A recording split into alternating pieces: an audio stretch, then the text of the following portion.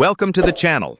Don't forget to like, subscribe, and press the bell icon to stay updated with every new story. A woman was sleeping on the plane until the captain asked in terror, "Is there a fighter pilot on board?" The trembling voice of co-pilot Marcus Thompson echoed through the aircraft as the Boeing 747 flew through one of the worst storms ever recorded over the North Atlantic. "Ladies and gentlemen, we have a serious medical emergency. Captain Rodriguez is unconscious, and I need immediate assistance from anyone with combat aviation experience." In row 23C, Sarah Martinez slowly opened her eyes. At 34, she had learned to sleep anywhere, a habit developed during years of missions where rest was a rare luxury. But something in the desperation of that voice made her sit up instantly. Beside his wife, businessman David Sterling adjusted his imported glasses and muttered as if anyone qualified would be traveling in economy class. His disdainful gaze swept over Sarah, who was wearing simple jeans and a basic blouse, her natural hair tied back in an uncomplicated ponytail. Turbulence shook the plane violently as rain hammered the windows with deafening force. Among the 312 passengers, panic was beginning to set in. Children cried, people prayed aloud, and some were already typing farewell messages on their phones. "Please," Marcus's voice cracked over the intercom. "Anyone with military aviation training, identify yourself immediately. We are flying blind through a Category 5 storm, and I've never faced anything like this alone." Sarah stood still for a moment, watching the terrified faces around her. She noticed how no one considered her a possibility. To them, she was just another ordinary passenger, a black woman traveling alone, probably visiting family or returning from some simple job. David Sterling stood up abruptly. "Listen here, kid," he yelled toward the cockpit. "My brother-in-law is a private pilot. I've flown with him dozens of times. I can help," a flight attendant came running over. "Sir, we need someone with specific military experience. Civilian training isn't enough for these conditions." "Are you doubting me?" David puffed out his chest, his arrogance intact even in the face of chaos. "I paid $15,000 for these first-class seats. I have more experience than anyone else on this plane." It was then that Sarah stood up quietly. Her movements were fluid, precise, unlike the desperate agitation of the other passengers. As she walked down the aisle toward the cockpit, some passengers watched her with curiosity, others with obvious skepticism. "Excuse me," she said to the flight attendant, her calm voice contrasting sharply with the chaos around her. "Colonel Sarah Martinez, Air Force, 500 hours of flight time in F-22 Raptors, expert in navigation under extreme conditions." The silence that followed was deafening. David Sterling stared at her in utter disbelief, his mouth open in shock. "You've got to be kidding me," he muttered. But in Sarah's eyes was something that made the flight attendant take a step back, an absolute calm that only exists in those who have weathered much worse storms and lived to tell the tale. David Sterling's bitter laughter echoed through the cabin as the storm continued to batter the Boeing 747.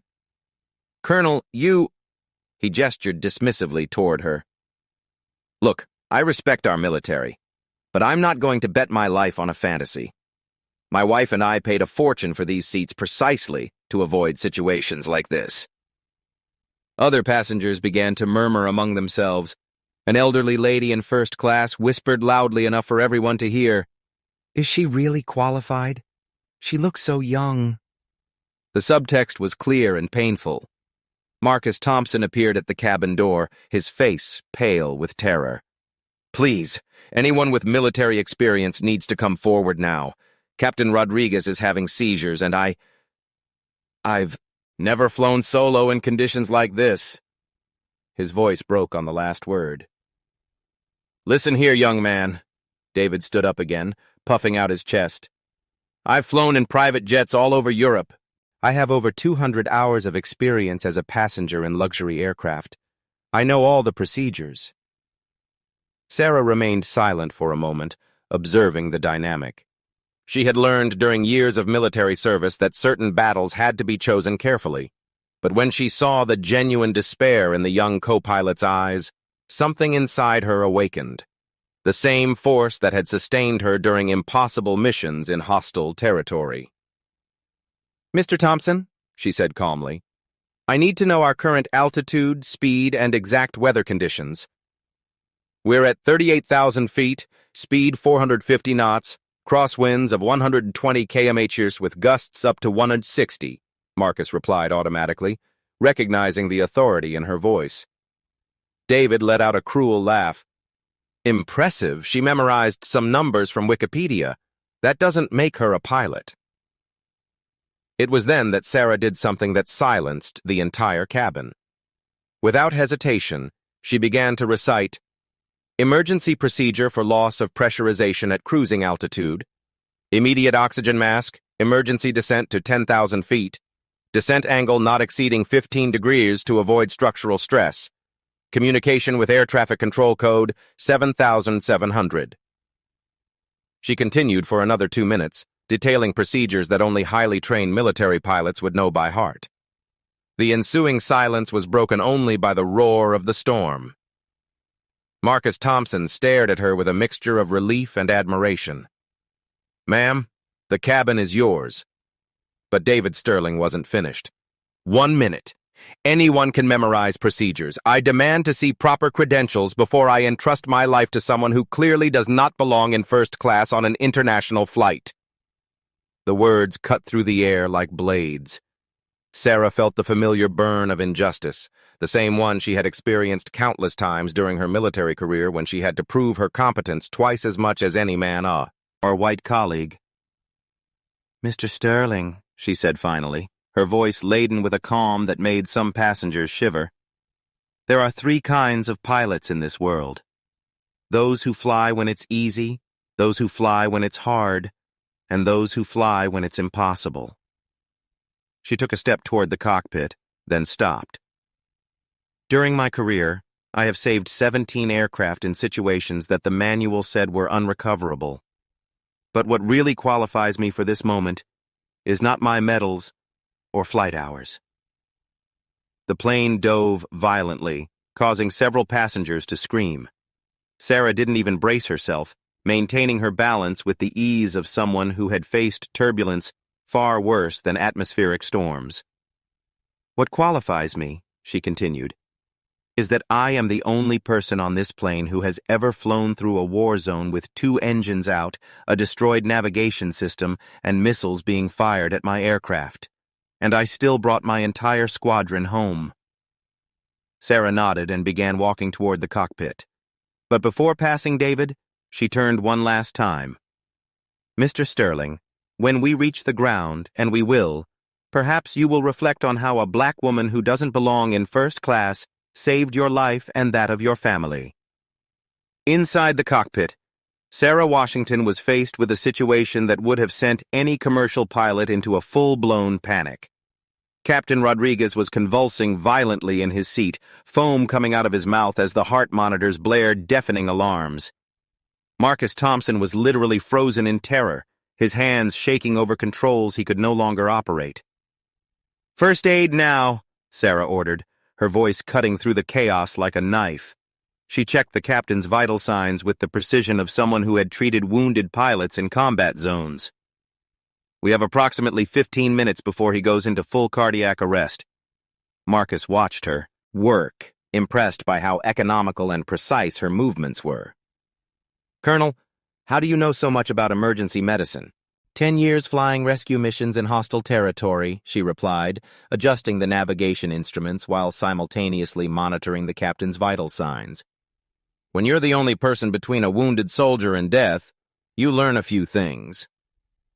Meanwhile, in the passenger cabin, David Sterling had convinced half of first class that they were all doomed because of an imposter at the controls. "Did you see how she was dressed?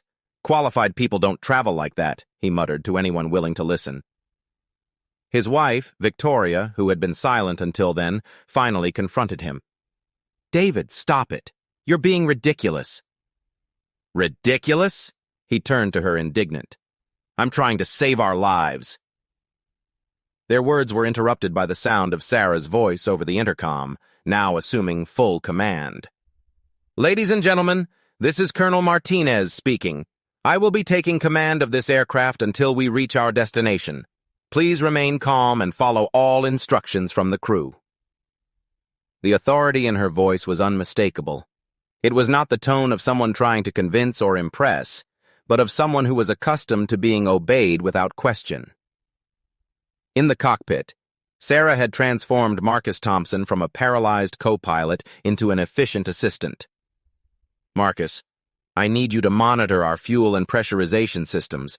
I'm going to get us out of this storm, but I need accurate information every 30 seconds.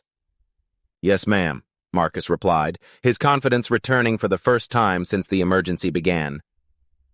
Then she did something that left Marcus completely perplexed.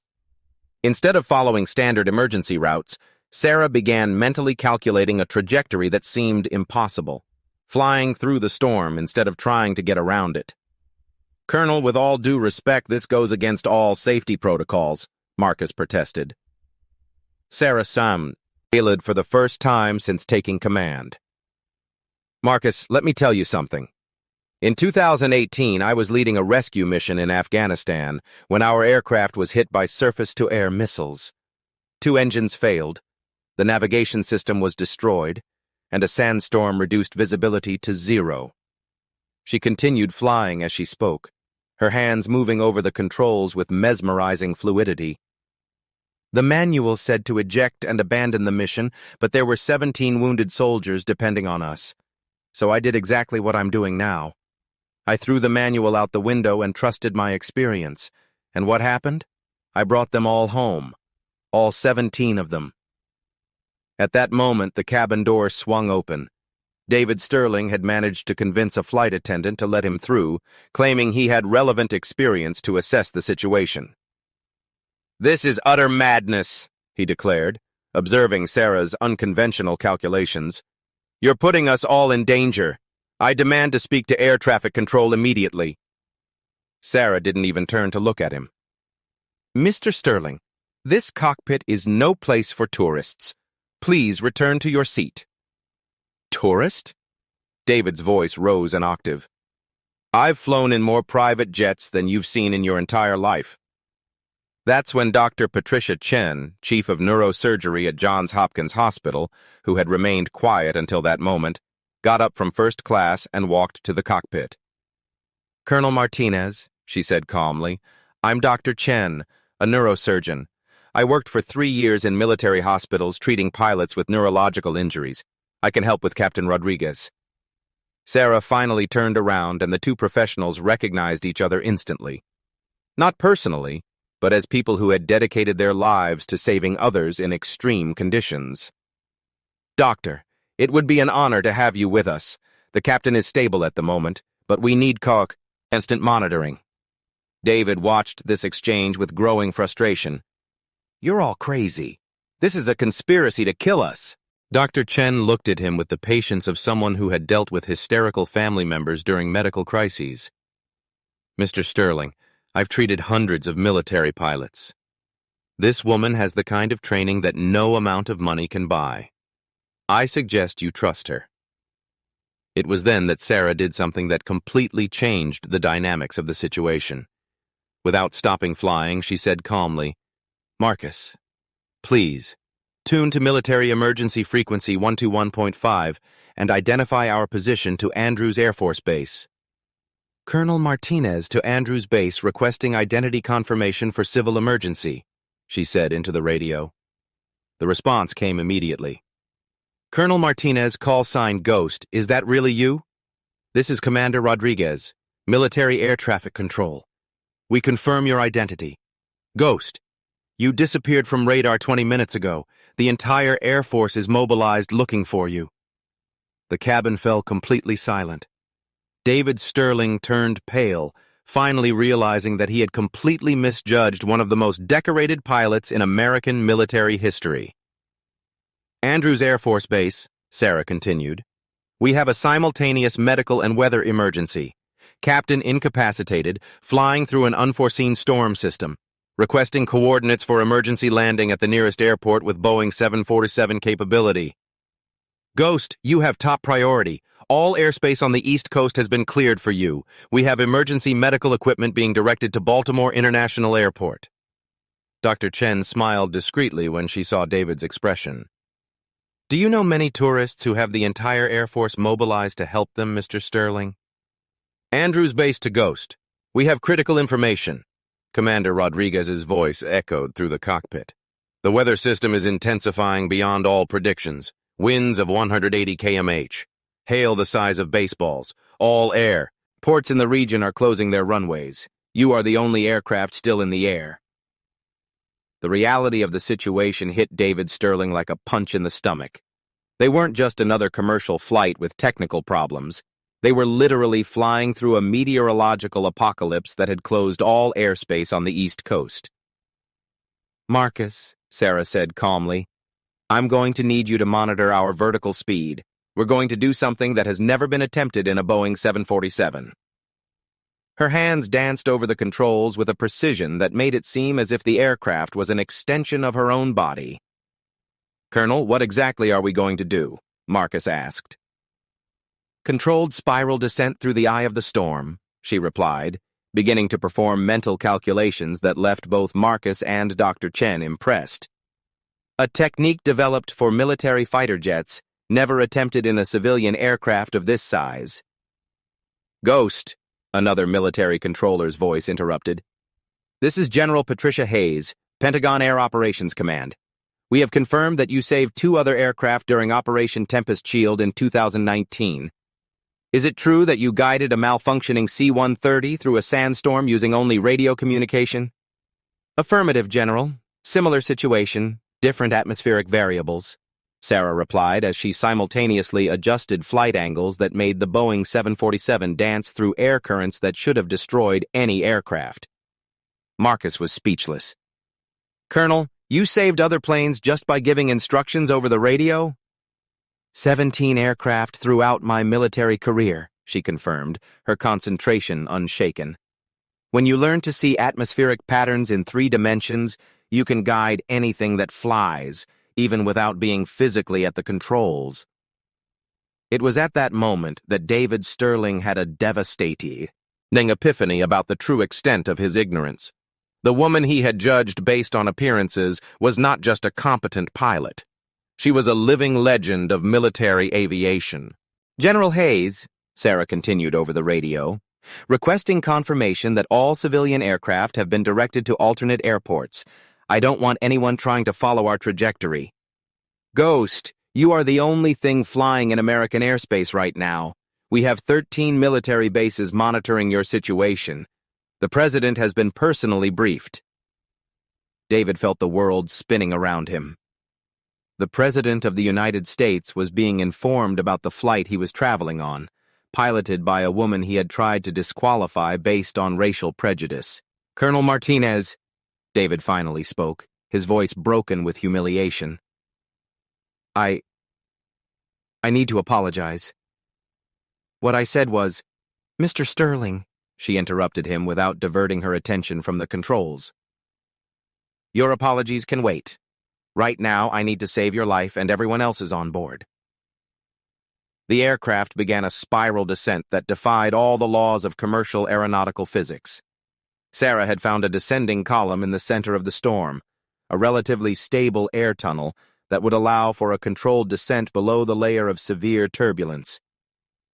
My God, Marcus murmured, watching the instruments. How did you know that current existed? 10 years flying through hostile weather systems in the Middle East, she replied. Sandstorms, man-made hurricanes created by explosions, conditions that don't exist in civilian manuals. When you survive the impossible repeatedly, the extraordinary becomes routine. Ghost, this is Commander Rodriguez. We're seeing your trajectory on radar. This is impossible. How are you keeping an aircraft of this size stable while descending 4,000 feet per minute?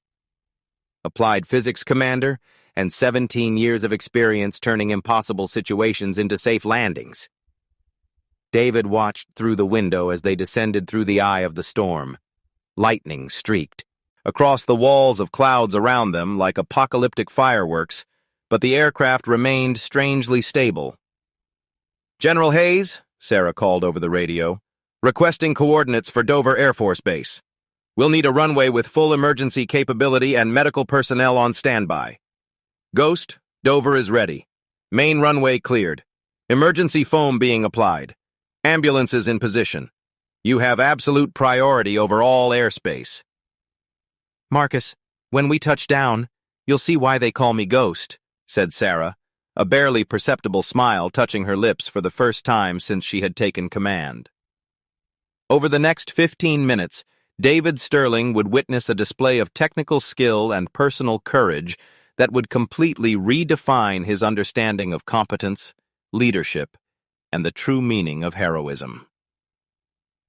6 months after the miraculous landing, Sarah Martinez was promoted to Brigadier General in a ceremony at the Pentagon, becoming the youngest black woman in history to achieve such a rank. Her storm navigation technique was incorporated into military training manuals worldwide.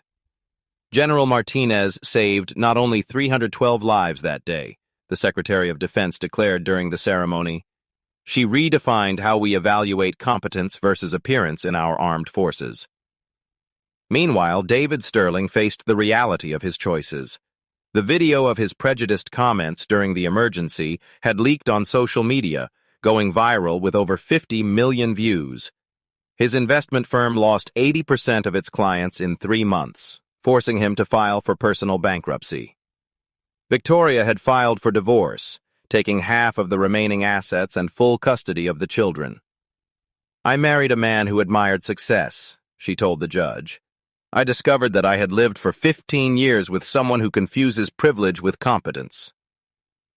David now worked as a salesman at a used car dealership, learned using public transportation, the same ordinary life he had once despised. Every morning he passed a giant billboard in the city center showing Sarah in military uniform with the words, "Leadership has no color, it has character." During a lecture at the Air Force Academy, Sarah was asked by a cadet how to deal with prejudice. "Young man," she replied, "let them underestimate you. While they spend their energy doubting your abilities, you use that same energy to develop skills they can never question." 3 years later, David ran into Sarah at an airport. She was wearing a general's uniform, surrounded by aides and security guards. He was wearing his blue dealership uniform, carrying a small, inexpensive suitcase. "General Martinez," he said timidly, "I would like to properly apologize for what happened on that flight." Sarah studied him for a moment, seeing not the arrogant man from before, but someone genuinely broken by his own ignorance. "Mr. Sterling, you gave me the greatest gift possible that day." "How so?" "You reminded me why I do what I do. Every person I save, every pilot I train, every barrier I break, all of it is possible because people like you exist to motivate me to prove them wrong." David nodded, swallowing the lump in his throat. "I lost everything because of my prejudices." "No, sir," Sarah corrected him gently. "You discovered you never had anything real to lose. Privilege is not achievement. Respect is not inheritance. Competence is not appearance." As she walked away with her team, David realized the hardest lesson of his life. The woman he had judged incapable of flying a plane now commanded entire squadrons, while he, who considered himself superior, could barely command his own existence. Sarah's true revenge was not to destroy David Sterling. It was to build a legacy so brilliant that it rendered his pettiness irrelevant. Success is not only the best revenge, it is the only revenge worth having. As she said in her last interview, "While they spend time underestimating us, we spend that time becoming unforgettable."